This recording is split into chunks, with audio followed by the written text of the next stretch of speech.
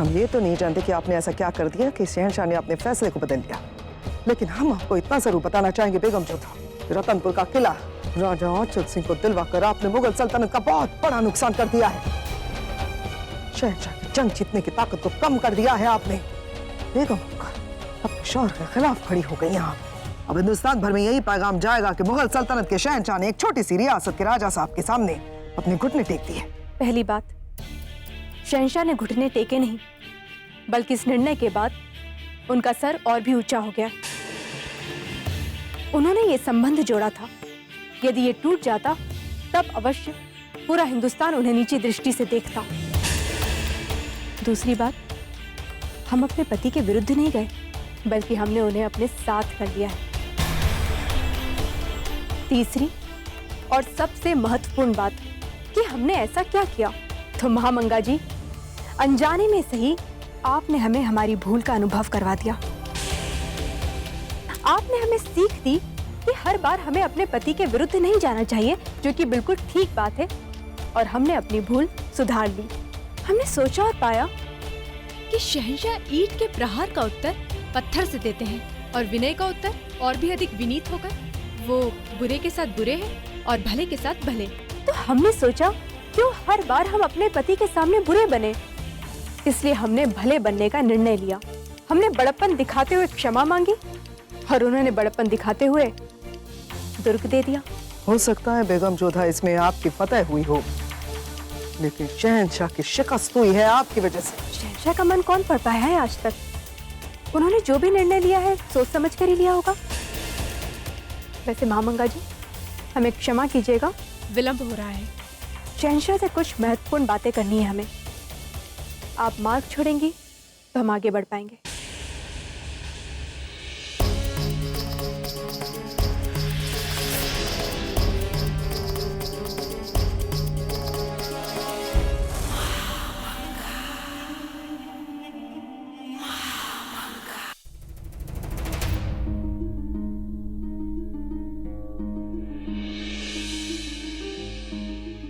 अब सब लोग चाहिए जोधा बेगम अकेले में हमसे कोई गुफ्तगू करना चाहती। ये पूछना चाहते हैं ना कि हमने अचानक से रतनपुर का किला देने का फैसला कैसे कर लिया? हाँ, यही प्रश्न है हमारे मन में।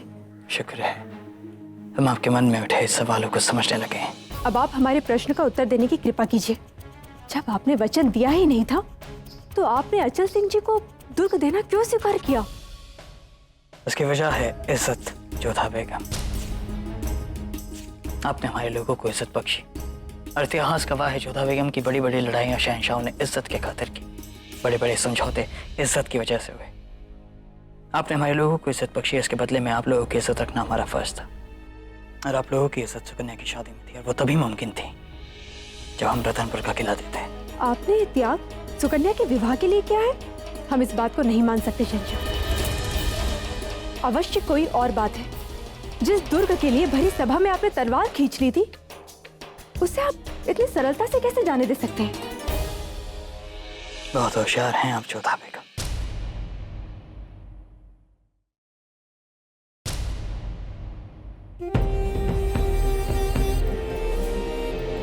पर इतनी नहीं कि मैं मुकम्मल तौर पर समझ पाए। आप बस शाम खाइए जोधा बेगम, गुठलियां मत गिने। रतनपुर का किला देने का फैसला हमने बतौर शहंशाह किया, तो उसे शहंशाह की सोच तक ही सीमित रहने दीजिए।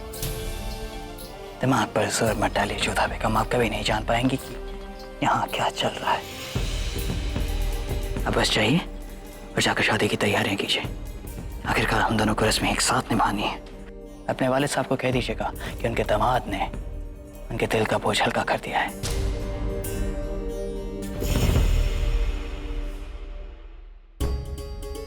आखिर शहंशाह ने किला क्यों दिया?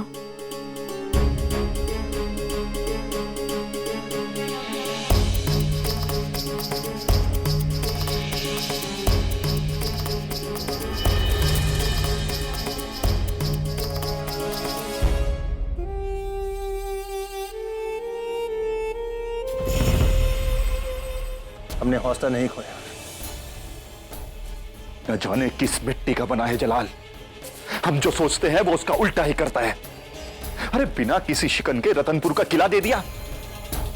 अपना जोधा बेगम का रिश्ता टूटेगा ना उनकी बहन का।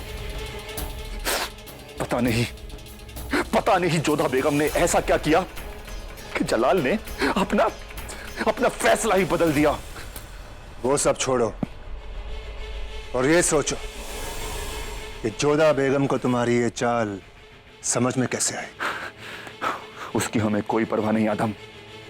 अगर जोधा बेगम को हमारा खेल समझ आ भी गया तो भी वो कुछ साबित नहीं कर सकती। हमें होशियार रहना होगा।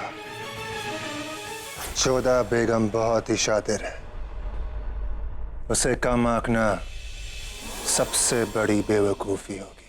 हमारी जोधा को कम आंकना किसी की भी भूल हो सकती है मैनावती। वो मुगल सल्तनत की महारानी बनने की योग्य है क्योंकि उसकी सोच महारानी जैसी है। आप ठीक कह रही है मासा। सुकन्या के विवाह पर आए विघ्न टल गया जोधा की चतुराई की वजह से और अंबे माँ की कृपा से। अंबे माँ की विशेष कृपा हुई है धवलगढ़ पर वजेंद्र। रतनपुर का दुर्ग मिलने से धवलगढ़ शेष राजवंशियों और मुगलों दोनों से सुरक्षित हो गया है। मूर्ख है राजा अचल सिंह जी जो अपने राज्य को सुरक्षित मान बैठे। कायर कहीं के, युद्ध लड़ने की क्षमता है नहीं और एक दुर्ग पाकर अपने आप को अजेय मान बैठे हैं। यह भी नहीं सोचते कि जिस जलाल ने एक दुर्ग के लिए सबके सामने अपनी तलवार खींच ली थी उसने अचानक से अपना निर्णय क्यों बदला। अवश्य इसके पीछे कोई षड्यंत्र है। अचल सिंह जी को लगता है कि उन्होंने बाजी जीत ली किंतु वो ये नहीं देख पा रहे हैं कि पासे अब भी जलाल के हाथों में। पासे फेंक करके उसने सामने वाले को एक चाल से जिताया है किंतु बाजी वही जीतेगा। शत्रु है परंतु मानना पड़ेगा कि बहुत दूर की सोच है उसकी। इस सब के पीछे जरूर कोई गहन बात है। क्या है ये किसी को भी ज्ञात नहीं। शहंशाह का इकबाल बुलंद हो। आपने याद फरमाया हुजूर। हाँ दिखा साहब, जरा यहाँ गौर फरमाइए।